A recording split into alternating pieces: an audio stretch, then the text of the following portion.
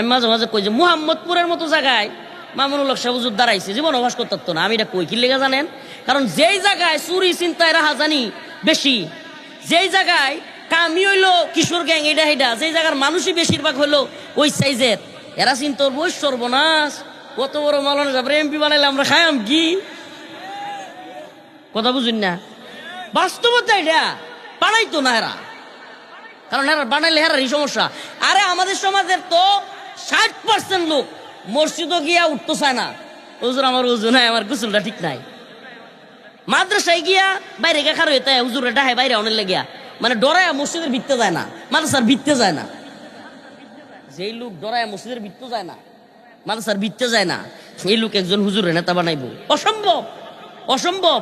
তারা চাই হইলো এরকম লোক যারা হেরা 4টা খাইতারবো।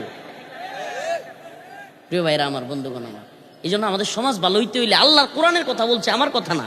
আল্লাহ পাক বলছেন ইন্নাল্লাহা লা ইউগাইয়িরু মা বিকাউমিন হাত্তা ইউগাইয়িরু মা বিআনফুসিহিম, ততক্ষণ পর্যন্ত আমি কোন জাতিকে পরিবর্তন করব না। আল্লাহ বলেন যতক্ষণ না পর্যন্ত ওই জাতি পরিবর্তন না হয়।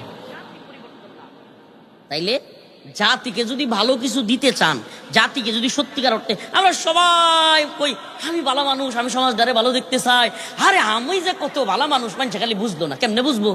আমরা তো কোনো ভালো কাজ দেয় না, মানুষ কাজ করেন সব উল্টা পাল্টা, আবার মনে মনে করেন আমি যে কত ভালো মানুষ, আমার মানুষ বুঝলোই না। বুঝবো কেমনে? সব তো করেন উল্টা পাল্টা। আমি মনে হয় বুঝাইতে পারি নাই। আপনি ভালো মানুষ কইলে তো লাভ নাই, আপনি বলতেছেন ভালো মানুষ, করতেছেন খারাপ কাজ, লাভটা কি? আল্লাহ আমাদেরকে হেদায়েত দান করুন।